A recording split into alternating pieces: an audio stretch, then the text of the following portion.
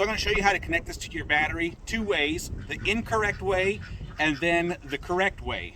The GOOLOO Jump Starter was sent to me at no charge for the purpose of this review, and this little bad boy right here packs a punch. This is a 3000 peak amp jump starter. Standard jump start on this is 600 amps with a peak amp with a boost is up to 3000, which means that your typical passenger car needs somewhere between 300 and 700 amps in order to jump start a dead battery. Your larger trucks, diesel trucks, are always going to take a few more amps to get those engines to turn over.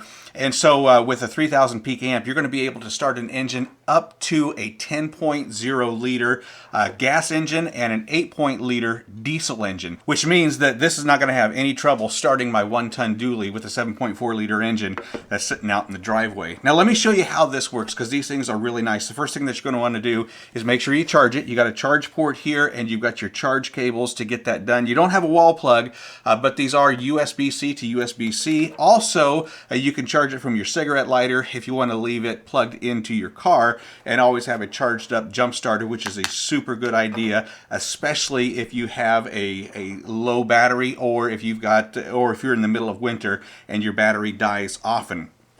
Your jumper cables, sometimes these can be a little boogered to get on to your terminals. We're going to check that out here in just a little bit, but these are really easy to use. So you're just going to take your jumper cables. You got a jumper port right here on the side of your jump box, and they only go in one way, so you can't mess that up. And once you get that plugged in, then you're going to take your red to your red and your black to your black, so positive to positive, negative to negative. And you can also see you got a battery indicator here showing how much life is left in your jump starter. Now I will say it's super important for you to have this fully charged before you start jumping it, because it sucks the life out of these jumpers once you start getting it hooked up to a car battery and turning that thing over. So make sure you got it fully charged. If your vehicle does not start after the first or second turn, then there's a little boost button right here on this adapter.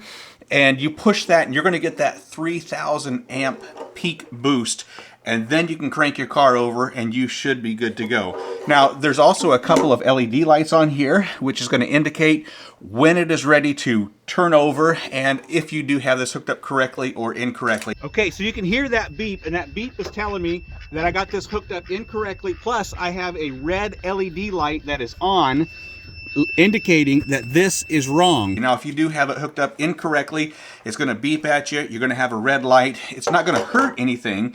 It's just telling you that you need to switch your cables on your battery and hook it up correctly. And now I want you to see I got a green light here indicating that it is ready to jump. On your jump starter itself, you do have a couple of USB ports which you can use to charge your phone in case of an emergency, and then you've also got an emergency flashlight on here if it happens to be of an evening. So your power button right here, you're just going to hold that, and when you hold it for a long press, your light's going to come on, and then a short press, and it's going to do a strobe or a flash, and then another short press is going to give you an SOS indicating that you're on the side of the road and you need some help. So you push that one more short press and it turns off. So the next thing that we need to do is go out, and I want to show you how to hook it up to your battery and what all that's going to look like. Ready to turn the key over. And if I need to, I've got the boost button right here ready to go. Now because I have a brand new battery, I'm not going to go in and try to start this because I know it's going to start. But this is the way that you're going to hook this up correctly.